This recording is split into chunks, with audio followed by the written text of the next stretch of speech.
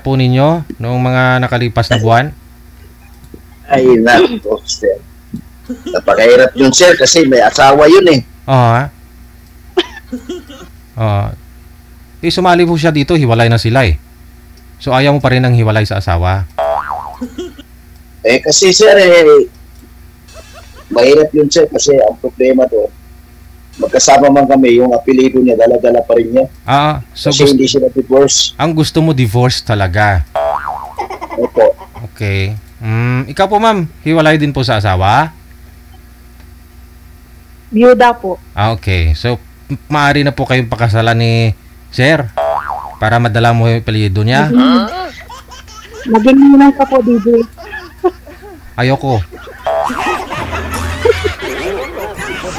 Usap po kayong dalawa. No, sir? Ayusin po yung upo, sir. Yan. Yung cellphone po kasi nasa ibaba. Usap po kayo. Pasok. Wanted, sweetheart. Wanted, sweetheart. Hello po, ma'am. Hello po, sir. Good Muslim po evening. ako, ma'am. Assalamualaikum. Muslim ka? Opo.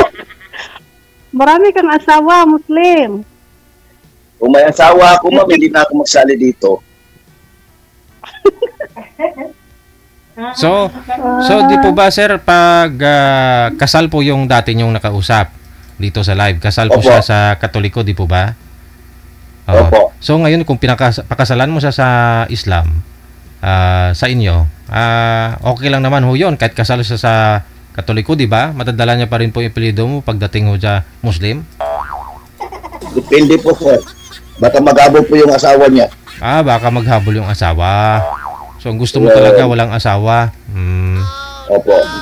Sige. Ilan taon na kayo sa Saudi, ma'am? Ano po? Ilan taon na kayo sa Saudi? Bago pa lang, 5 months pa lang.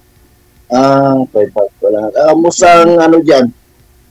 Kamusta, hindi ba kayo na-apektado ng gera dyan? Change topic po tayo. Okay. So, Ilan ba yung naging asawa mo, sir? Ilan ba yung naging asawa mo? Ako po? Isa lang po. Kaso lang, pumano yung asawa ko. Galing din sa Saudi yung anak ko. Sa Riyadh. Pero nang nagbakasyon dito, aksidente. Ganun ba? Ilang taon ka na po? 50 plus po. Ilang plus? Maraming plus. Ilang plus? May anak kayo sa Pinas, ma'am? Madam? Marami. Pareho tayo, marami. ilan daw po yung plus, sir, sa 50? Sir, 5. 55. Okay, 55. Sardines. Pareho rin tayo, marami din eh. 4 akin. Dalawa yung 4, tapos yung dalawa, nag-asawa na. 2 na lang sa akin. Yung sa akin naman, madam, professional lahat, walang asawa. Ikaw na lang hindi pa. Ako na lang. Ano nga yun, sir, mga anak mo, sir? Professional, yung una, panganay, ano nga ho yun? Pag-anak teacher po. Pangalawa? Yung pangalawa is nasa Hong Kong po. Pangatlo? Yung pangatlo po ay nandito po nagtatrabaho sa Commission of Election, Pumilik. Pangapat? Pangapat po, caregiver po sa Hong Kong. Pangalima? Panglima po, nag-aaral pa po, grade 12. Yung mga kapatid, mga ate ko yan na po niya ang gumagasto po. Nagpapaaral sa kanya. OFW TV Radio, powered by Gel FM 98.7. Saan ka po sa ano? Saan po ba banda sa inyo? Mindanao po, Mindanao. Saan sa Mindanao? Sa Cotabato Province po. Kayo, saan kayo? Sa Mindanao? Ice cream! Hindi, dito ako. Bisaya. Bisaya, di ay. Sasalite. Oh. Saan? Mataho, matalom. Matalom po. Ano yan, Samar? Layo ka? Malayo sa Samal? Banda ng Sounderlity yun. Pinakadulo. Sa una para, pinakadulo talaga. Malayo sa lugar ni Richard Gomez. Malayo. 3 hours run. Yeah, was ba? Tatlong Ano, oras. paikot lang, paikot. Hindi, straight lang. Iba yung ikot. Straight lang sa amin. Aha. Gusto daw po malaman ng mga viewers natin, sir, ilang taon na ho yung panganay mo? May asawa na po ba yon? Yung panganay ko po is, sir, 30 years old. 30. Yung bunso mo, May mga Teacher asawa po na siya, sila. sir. yung bunso mo, Wala Wala silang pang asawa. asawa. Wala pa silang asawa. Wala pa. Parehas pala kayo Kasi lang asawa. yung panganay ko is nag-masteral pa po. Ayaw pa niya ng sumali sa gulo. Ay? Yung magulong isip pa kaya nag-aaral. Mauna ka muna mag-asawa. Sabihin mo sa kanila, mauna ka muna mag-asawa bago sila mag-aasawa. magulo ba yan, sir, pag mag-asawa? Wala namang po problema kung una ako mag-asawa kasi walang mag-alaga din. Wala akong kasama sa bahay.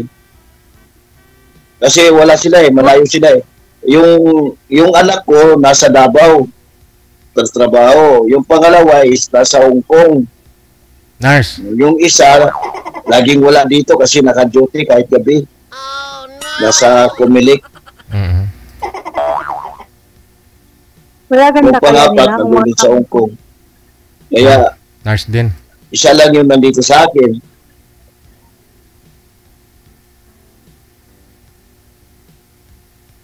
Ang sa'yo, ma'am, may mga apo ka na? Mayroon na. Tatlo.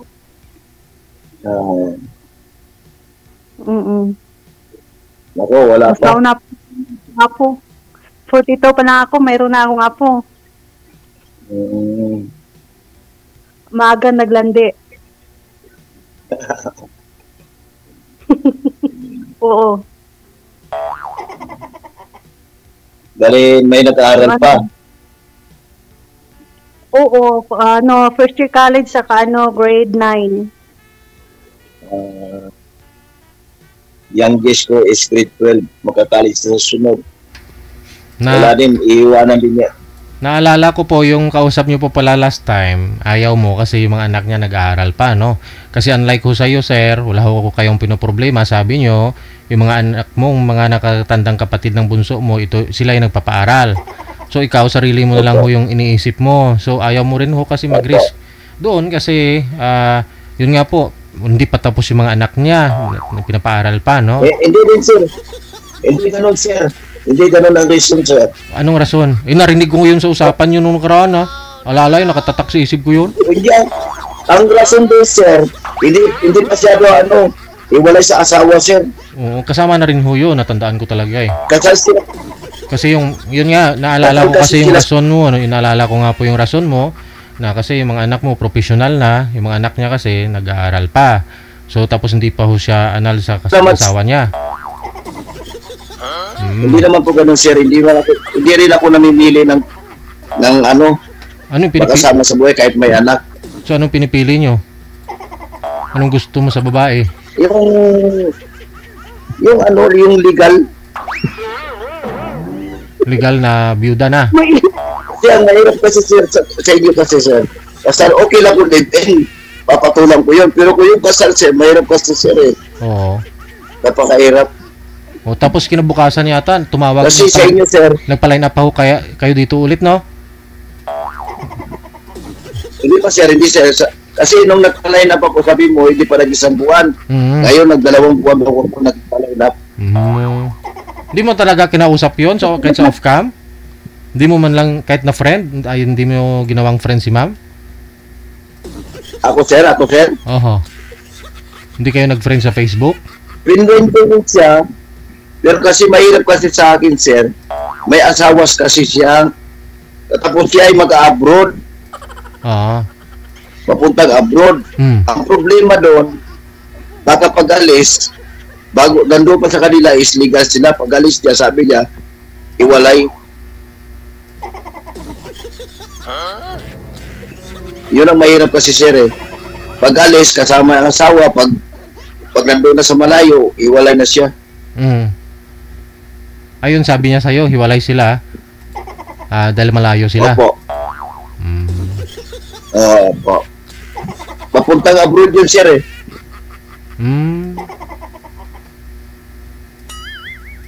Paano ito si ma'am? Nasa abroad din to, nasa Saudi din. Wala mo, may mga anak. Ewan ko na sa kanya. Willing po ba kayo, ma'am, Ewan ko ikasal na sa kanya. ikasal, ma'am, sa Baka Islam? dyan ako mawi sa inyo. Sa Muslim, ma'am, kaya gusto niyo po ba payag po kayo ikasal sa Muslim?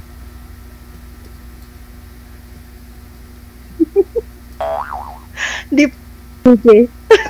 Ano po? Hindi pa alam. Pero yung ano ko dati, Muslim yun. Pero sa ano kami kinasal, sa ano din, sa akin. Sino po? Yung asawa niyo po dati? Ay, yung asawa ko dati, oo. Buwanga din yun.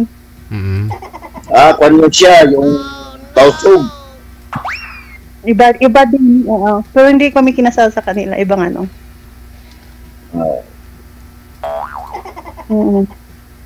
Problema dito kasi nasa abroad ako tapos may mga anak pa. Yun ang ano, yun ang ano mo tawag dito, hadlang. Ayaw ni Sega. Bali, kinasal kayo sa Katoliko. Opo. Paano yun? Kaya sa akin, ayaw. Kasi dati yung asawa ko is Christian din. Nagbalik Islam siya sa Muslim. Ibig sabihin, nang ikinasal kayo sa Katoliko, kumakain siya ng PIG. Ay, oo. That is haram. Ano na yun? Eh, wala na akong ano doon. Tagal na yun. Matagal na yun, hindi. Ano? Sa akin kasi pure akong Islam. Pure ka talaga. So, magpapakasal ka talaga sa Muslim. Sa Muslim talaga kami kinasal ng asawa ko. Yung asawa ko is dating Lady Summer siya. Waray din. Oo. Aragon. Sa Baybay, Leyte. Hindi yun Samar. Hindi yun. Ano siya? Baybay Leyte. Oo, Baybay Leyte, malapit na yun sa amin. Hindi. Okay. Ano siya? Hindi. Taga-Baybay Leyte, malapit sa may dagat sila. Pure siyang waray. Pero nag-insala na kaya ko siyang daliin sa akin. Ang makapag-abroad siya sa Riyadh, siya ay nagsasala, nag-umbra, nagkasama kami. Kasi religyoso kasi ako eh. Nagsasamba ako ng 5 times of Pillar of Islam. Ganun ba?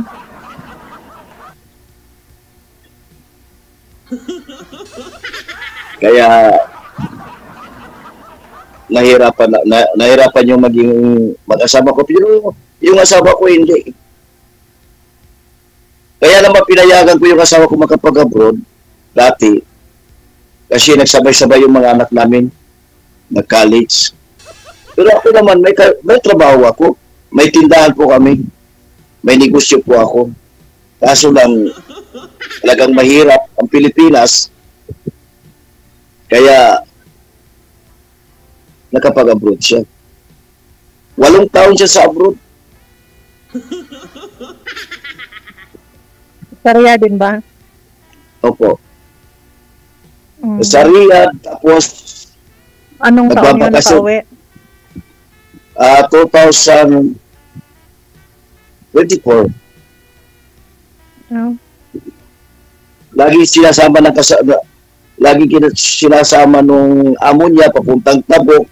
Kasi yung amo niya dati, mayroon farm sa Tabuk. Malayo Yung pa yung ano? Tabuk.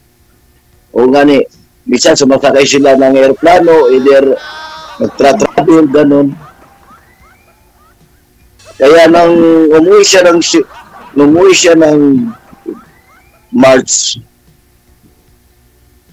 ayaw sana po uwi ng amo niya kasi yung bata naghahanap sa kanya. Last na bakasyon, yung pagbakasyon niya noon, una, hindi ko makain yung bata na inalagaan niya. Siya ang hinahanap. Kaya napilitang bumalik itong mula 2020, 18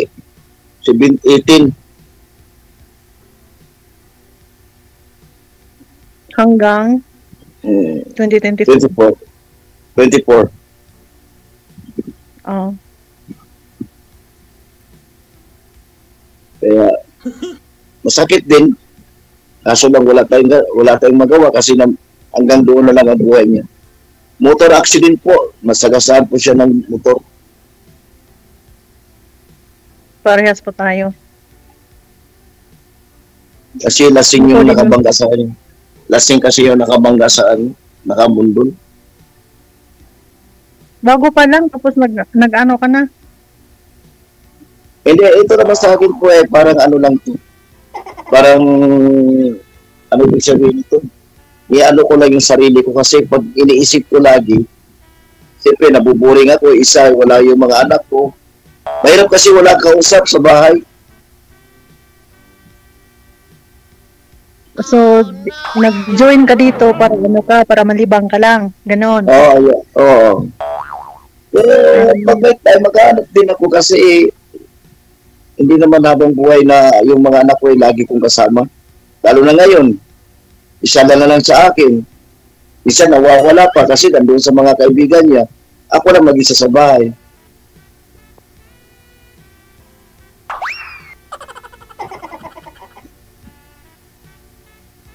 Kasi malungkot eh.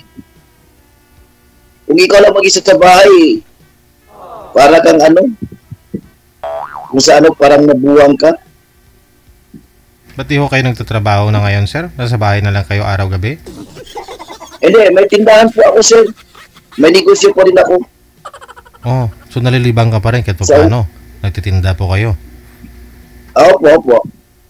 Yun lang. Huwag mo Kasi gawin. kung maghinto ako, sir, wala eh. Nagpatuloy ko lang yung naiwan ng asawa ko.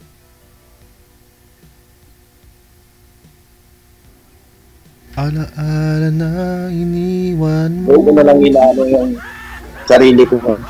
Ikaw naman magpinto. Wala pang naubos na sa'yo ah. Ubus na. Iba na may kwento ni sir. Iba naman yung kwento mo, ma'am. Nakikinig lang ako kasi sabi mo sumali ka lang dito para malibang ka lang. So it means naglilibang ka lang dito. Hindi naman rin sabihin na naglilibang. Siyempre, may panahon din na siyempre, malayo din ako. Hindi naman buti ko nandito ka, kaya papakasalan na kita kagad. Siyempre, malayo ka, hindi naman madali-dali yung kasi ikaw naman may trabaho din. Ayun mo, pag malapit ka lang, pakasalan ka na. Umuwi ka na bukas. Oo nga eh. Gusto na mag-asawa. Dito ka na sa akin. Tulungan mo na lang ako sa negosyo ko. Huwag mo na kasi may pinag-aaral pa ako. Ice cream! Kaya, kita mo, walang magulo sa bahay. Hindi ka naman gumagastos sa anak mo nag-aaral. Hindi na. Tapos yung mga anak, mahirap na mahirapan ka din sa akin kasi may anak din. Yun lang. Ayun lang. Hira lang yung makatanggap sa mga yung may, tawag dito? yung ganitong sitwasyon na yung mga babae na may maraming anak tapos ayun, lalo na pat nag-aaral. Depende naman yun sa tao. Pag minamahal mo ang isang tao, lahat ng mahal niya, mamahalin mo rin. Sana all. Kasi yung mga anak ko, kinausap man din ako eh. Kahit anong klaseng babae, basta matino lang, wala kaming problema, sasuporta pa rin kami sa iyo. Pero sabi ko naman sa kanila, habang malakas pa ako, makapaghanap buhay pa ako, sige lang. Itabi lang muna ninyo. Magsasabi rin ako kung kailangan ko ng tulong niyo. Pero kung sa ganito, malakas pa ako, ay ayaw kong maging sa kanila. Ang binabayaran naman dito, ilaw at saka tubig. Padala lang sa Gcash. Hindi wala ka talagang ginagastusan dyan kasi yung mga anak mo nagbabayad ng bills mo. Bali, ang binabayaran ko lang po yung renta ng pwesto ko. Dalawa kasi tindahan ko.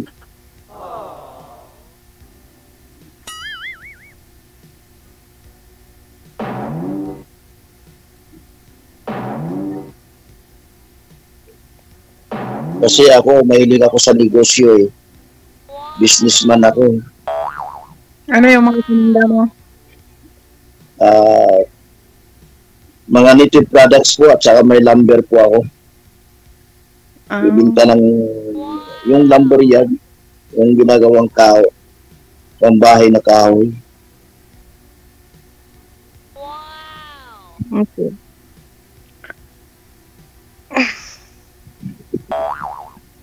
Kahit lang, basta may pagkikitaan.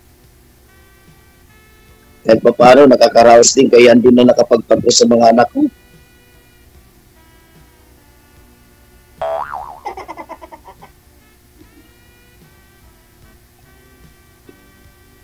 Pero ka binabantay ang bata dyan? Wala. Wala. Matanda yung binabantayan namin. Para kang caregiver, Hindi. Nagbantay kami sa mata mo na ng matanda kung kami din kasi binabantayan eh. Bali, ilan kayo dyan? 5. Ang dami pala nila. Maganda yan, di ka mabuburing. Hindi nga. Pero iba-ibang lahi. 2 lang kaming Pinay.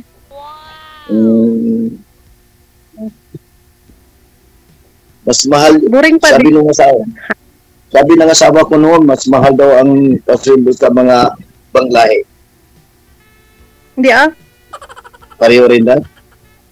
Mas mababa sila. Mas mabawa. Nagsinungaling si Mrs. mo, sir. Di nang sabi na totoo. Wala, maraming na yon. Tinagong pera siguro. Hindi kasi, kasi sir, parang yata, 5 months o Oh? Hindi umabot ng 1 taon, papalit-palit sila ng katulong. Bakit? Pangit si Lalo na yung negra. Palitan yung mga yung mga, yung mga tamad. Yung talaga yun, may mga burara. Mapalitan ng amo yun. Siguro, kasi yung kapatid ng amo ng asawa sa dati, nagpapalit-palit sila dati. Every 5 months. Every 5 months, iba na naman. Yun, hindi, ibang lahi yun, hindi yun sila, yung hindi tulad sa amin, yung Pinay na, yung may kontrata. Kasi yung mga dito, ibang dito. Yung dito, lang sila, yung mga, parang hiram-hiram lang. Yun sila, may parang cleaners na sila dito, yung ganon. Lipat mga ilang buwan, 3 buwan, lipat naman sila, ganon. Lipat naman sila. Kasi sa yun sa kapatid ng asawa ng amo ko. Kasi mas sila, mas mamura yung sahod nila, mas mura din yung sahod tsaka yung gastos nila. Kasi kumuha sila ng bago, malaki yung babayaran nila ng agency. Mas maganda yung dito na kasi hindi na sila nagbabayad. Yun. Ganun.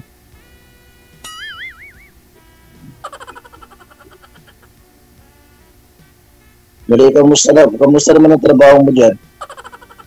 So, okay naman. Nagpaano nga ako kaninang umaga eh. Naabutan ako ng oras. Tapos yung kausap ko, walang signal, mahina. Kaya sabi ko kay Dave, madam, papaano na lang ako sa gabi kasi libre ako ng tanghali ng alas 3 hanggang alas 5. Kaya naanood ako natawagan din ako kanina kaso nandun ako sa tindahan, hindi pwede kasi putol-putol mamaya may customer, maiwan ko naman yung sabi ko mamayang gabi na lang kapag nandun kasi sa tindahan busy. Di marami palang tao, marami ka palang customer kasi busy. Marami din kaibigan, basta marami kang kaibigan, ibig sabihin maraming bibili sa iyo. Friendly kasi ako eh. Friendly kasi kailangan sa negosyo, may friendly ka. Mapakumbaba. Magaling ka mag-sales talk. Ganun lang talaga. Ganun talaga ang negosyo, kailangan magaling.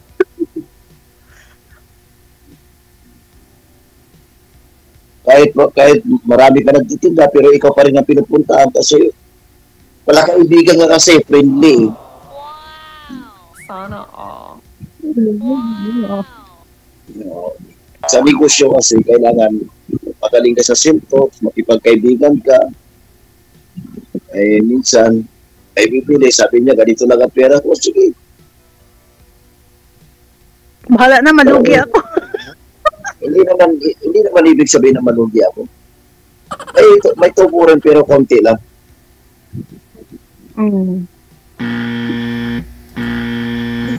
Okay. Sige. Maraming salamat sa inyo. Good luck. Wanted. Bye. Wanted. Bye. Heart.